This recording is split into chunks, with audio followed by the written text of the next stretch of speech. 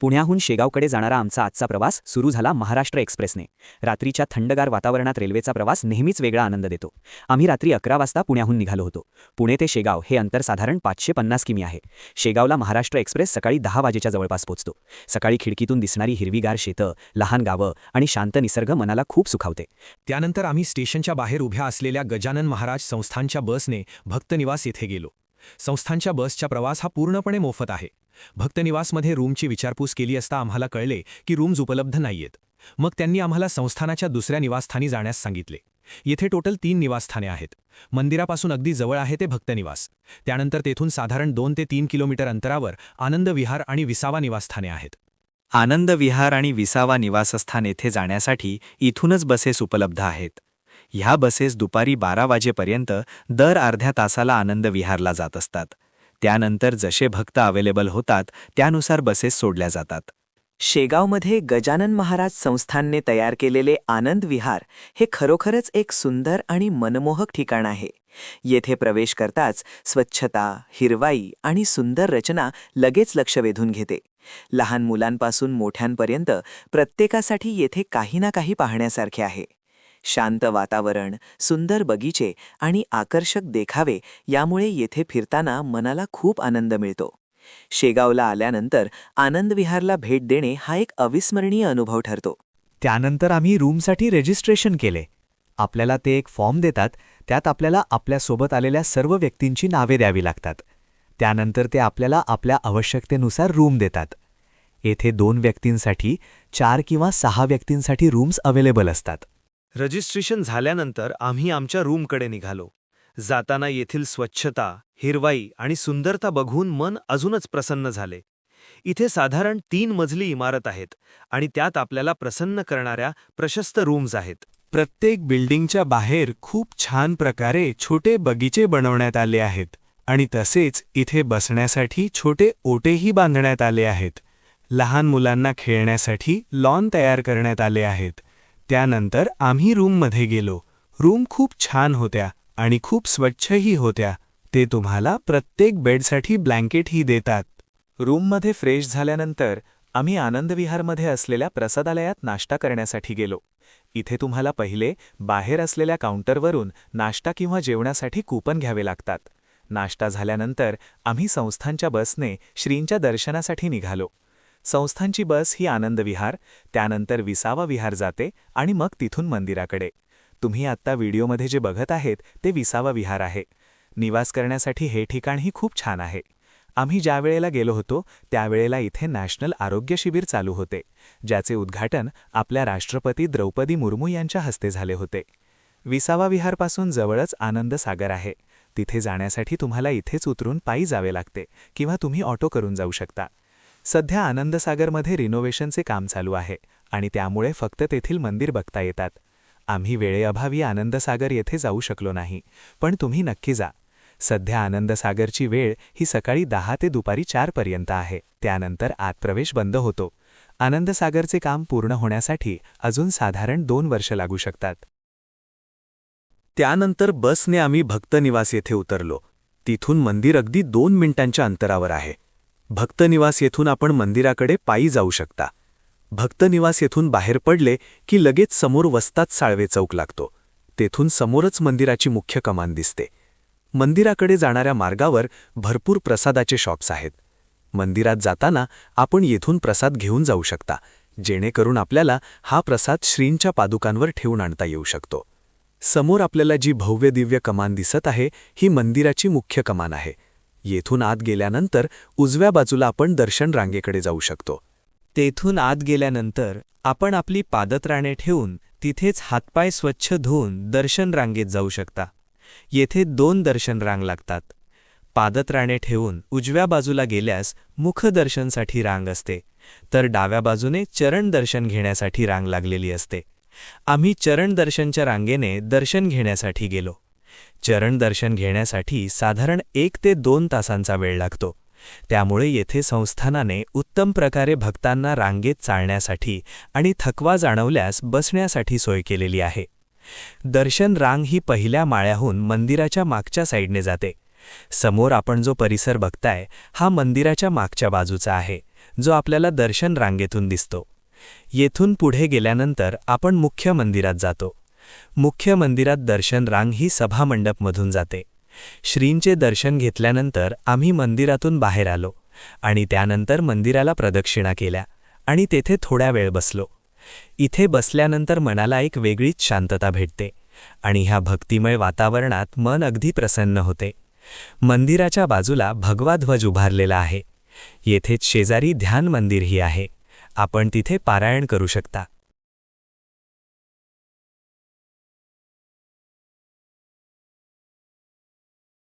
ध्यान मंदिरात पारायण करून आम्ही नंतर महाप्रसाद घेण्यासाठी गेलो.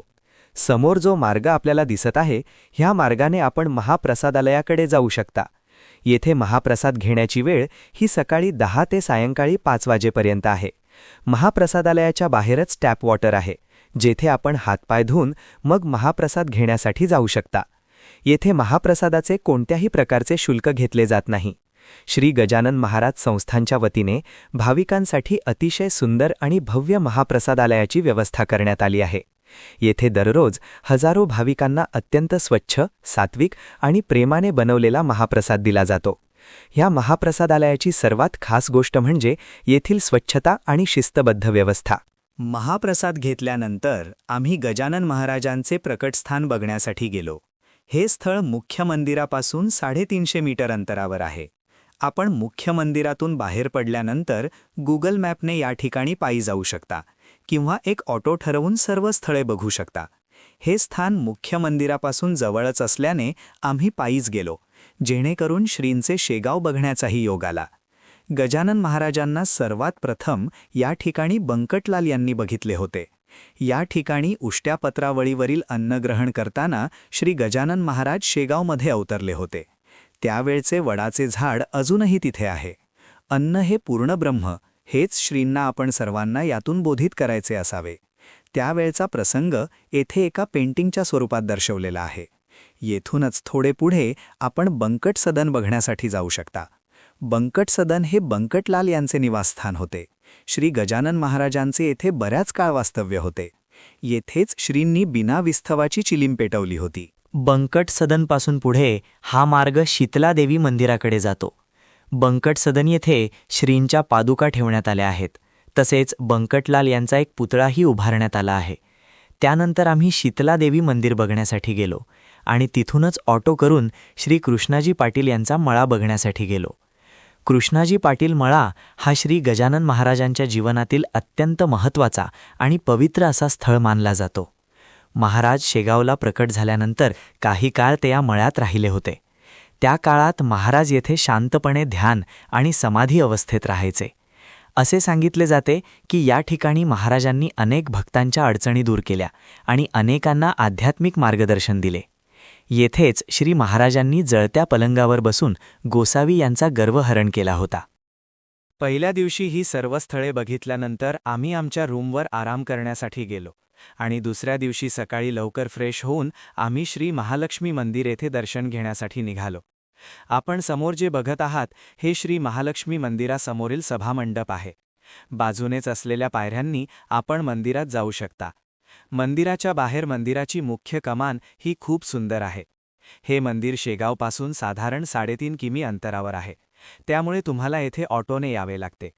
ऑटोने तुम्ही येथूनच नंतर नागझरीलाही जाऊ शकता. येथे जास्त काही गर्दी नसते, त्यामुळे येथे आपले दर्शन लवकर होते. हे मुख्य मंदिर आहे, म्हणजे श्री महालक्ष्मी मंदिर. हे मंदिर अतिशय सुंदर, स्वच्छ आणि भक्तिमय वातावरणासाठी ओळखले जाते. येथे माता महालक्ष्मीचे दर्शन घेताना मनाला शांतता आणि समाधान मिळते. दररोज अनेक भाविक येथे येऊन देवीचे दर्शन घेतात आणि आपली मनोकामना व्यक्त करतात. येथे दर्शन घेऊन पुढे आपण श्री बालाजीचे दर्शन घेण्यासाठी जाऊ शकतो. श्री बालाजीचे दर्शन घेतल्यानंतर येथे 12 ज्योतिर्लिंग यांचेही मंदिर आहे. त्या मंदिरात जाताना आपल्याला कुबेर महाराजांचेही दर्शन होते. 12 ज्योतिर्लिंग हे मंदिर भुयार तयार करून त्यात बांधले आहे. येथे सर्व 12 ज्योतिर्लिंग यांची हुबेहूब शिवपिंड दर्शनासाठी मांडण्यात आली आहे. येथे भक्तांसाठी अत्यंत सुंदर पद्धतीने भगवान शिवाच्या 12 ज्योतिर्लिंगांचे दर्शन एका ठिकाणी घडवले आहे. भारतभर विखुरलेली ही पवित्र 12 ज्योतिर्लिंगे जसे की सोमनाथ, त्र्यंबकेश्वर, भीमाशंकर, काशी विश्वनाथ यांचे प्रतिकात्मक स्वरूप येथे पाहायला मिळते. ज्या भक्तांना सर्व ज्योतिर्लिंगांना भेट देणे शक्य नसते त्यांना येथे एकाच ठिकाणी सर्व 12 ज्योतिर्लिंगांचे दर्शन घेण्याचा आध्यात्मिक अनुभव मिळतो. 12 ज्योतिर्लिंग यांचे दर्शन झाल्यानंतर आपण तिथूनच पुढे गेल्यानंतर तेथे गणपती बाप्पा, राधाकृष्ण, श्री दत्तगुरू, साईबाबा यांच्या मूर्त्या बघायला मिळतात. येथे आपल्याला बसण्यासाठीही सोय केलेली आहे, त्यामुळे आपण इथल्या शांततेत थोड्या वेळ बसू शकता. तेथून बाहेर पडल्यानंतर डाव्या बाजूला आर्ट गॅलरी आहे आणि समोर लहान मुलांना खेळण्यासाठी गार्डनही आहे. येथील आर्ट गॅलरी आपण नक्कीच बघण्यासारखी आहे. ह्या आर्ट गॅलरीमधील बऱ्याच वस्तू ह्या संस्थानाच्या विशेष क्षमता असलेल्या मुलांच्या शाळेतील विद्यार्थ्यांनी ह्या वस्तू बनवलेल्या आहेत. ह्या मुलांना आपण नक्कीच काही आर्थिक मदत करू शकता. ही मुलंही आपल्यासारखीच प्रेम, काळजी आणि प्रोत्साहनाची अपेक्षा करतात. योग्य मार्गदर्शन आणि सहकार्य मिळाल्यास ही मुलंही आपल्या आयुष्यात उत्तम प्रगती करू शकतात. समाजाने अशा विशेष मुलांना समजून घेऊन त्यांना साथ देणे हीच खरी मानवतेची सेवा आहे. आर्ट गॅलरी बघून झाल्यानंतर आम्ही समोर असलेल्या गार्डनमध्ये गेलो. माझ्यासोबत आमच्या फॅमिलीमधील लहान मुलेही होते, त्यामुळे त्यांनी येथील गार्डनमध्ये बरीच मज्जा केली. या ठिकाणी मुलांसाठी विविध प्रकारचे झोके, घसरगुंडी आणि खेळण्याची साधने व्यवस्थितपणे बसवलेली आहेत. रंगीबेरंगी खेळण्यांमुळे हे ठिकाण मुलांना खूप आकर्षित करते. येथे लहान मुले आनंदाने खेळताना दिसतात आणि त्यांच्या चेहऱ्यावरचा आनंद पाहून वातावरणही उत्साही आणि आनंदी बनते. पालकांसाठीही येथे बसण्याची चांगली व्यवस्था आहे, त्यामुळे ते आरामात बसून आपल्या मुलांचा खेळ पाहू शकतात. ह्या गार्डनमध्ये आपल्याला खाण्यासाठी फ्रूट सॅलडही मिळतात. अशा प्रकारचे स्वच्छ आणि सुरक्षित किड्स प्लेइंग एरिया मुलांसाठी आनंदाचे क्षण देणारे आणि कुटुंबासाठी सुंदर आठवणी तयार करणारे ठिकाण आहे. तेथून निघाल्यानंतर बाहेर जाणाऱ्या मार्गावर आपल्याला छान अशी अश्वारूढ छत्रपती शिवाजी महाराज यांची मूर्ती दिसते. महाराजांना वंदना करून आम्ही मंदिराच्या बाहेर पडलो. बाहेर पडताना महाराजांची अशी अश्वारूढ मूर्ती बघून मन अगदी प्रसन्न आणि आनंदी झाले. आज जगाच्या प्रत्येक कानाकोपऱ्यात आपल्याला महाराजांचे अस्तित्व दिसते. बाहेर पडल्यानंतर समोरील सभामंडपमध्ये विविध प्रकारचे शॉप्स आहेत. ह्या शॉप्समध्ये आपल्याला टॉयज, ब्रेकफास्ट, ज्यूस सेंटर अशा बऱ्याच प्रकारची शॉप्स दिसतात. येथील शांत वातावरणात बसण्यासाठी बेंचही ठेवले आहेत. त्यानंतर आम्ही ऑटोने नागझरी येथे जाण्यासाठी निघालो. श्री महालक्ष्मी मंदिर येथून नागझरीला जाण्यासाठी आपल्याला शेगावला येऊन मग तिथून नागझरीला जावे लागते. नागझरी हे साधारण 8 किलोमीटर अंतरावर आहे. आम्ही ज्या ऑटोने श्री महालक्ष्मी मंदिर आणि नागझरी येथे गेलो, ती ऑटो चालवणारे काका हे खूप मनमिळावू स्वभावाचे होते. आम्हाला दोन्ही मंदिरांमध्ये दर्शन घेऊन तेथील सर्व वास्तू बघेपर्यंत ते आमच्यासाठी मंदिराच्या बाहेर थांबले होते. मी त्यांचा नंबर कॅप्शनमध्ये देत आहे. तुम्ही शेगावला गेल्यानंतर त्यांना कॉल करू शकता. समोर जी कमान दिसत आहे ही नागझरी येथील संत गोमाजी महाराज मंदिराची कमान आहे. अतिशय भव्यदिव्य अशी ही कमान आहे. येथून पुढे गेल्यानंतर मुख्य मंदिराच्या बाहेरील पटांगणात काही शॉप्स आहेत. येथे लहान मुलांना खेळण्याच्या वस्तू, फोटोज, नाश्ता सेंटर अशी बरीच शॉप्स आहेत. या शॉप्सपासून थोडे पुढे गेल्यानंतर आपल्याला गोमुख कुंड लागते. या कुंडाच्या येथे गोमातीचे एक मुख बनवलेले आहे, ज्यातून कंटिन्यू पाणी चालू असते. येथे हातपाय स्वच्छ धुवून आपण गोमाजी महाराज मंदिराकडे जाऊ शकता. समोर आपण जे मंदिर बघत आहेत हे संत गोमाजी महाराजांचे मंदिर आहे. ह्याच मंदिराच्या बाजूला महादेवाचेही मंदिर आहे, ज्यात महादेवाच्या काही ज्योतिर्लिंगांची प्रतिकृती अशी पिंड येथे बसविण्यात आली आहे. संत गोमाजी महाराज हे संत गजानन महाराज यांचे गुरु होते. संत गोमाजी महाराजांचे दर्शन घेऊन आम्ही मंदिरातून बाहेर पडलो. शेगावमधील आमचा 2 दिवसांचा हा सुंदर प्रवास इथेच संपतो. या प्रवासात आपण श्री गजानन महाराजांचे पवित्र दर्शन, स्वच्छ आणि सुंदर परिसर, आनंद विहार तसेच अनेक आध्यात्मिक ठिकाणांचा अनुभव घेतला. शेगावची स्वच्छता, शांतता आणि भक्तिमय वातावरण मनाला खूप समाधान देऊन जाते. जर तुम्हालाही कधी आध्यात्मिक शांतता आणि सुंदर पर्यटनाचा अनुभव घ्यायचा असेल तर शेगावला नक्की भेट द्या. माझा हा व्हिडिओ तुम्हाला आवडला असेल तर लाईक करा, शेअर करा आणि चॅनलला सबस्क्राईब करायला विसरू नका. पुन्हा भेटूया अशाच एका नव्या प्रवासात. तोपर्यंत नमस्कार. जय गजानन महाराज, जय महाराष्ट्र, जय हिंद.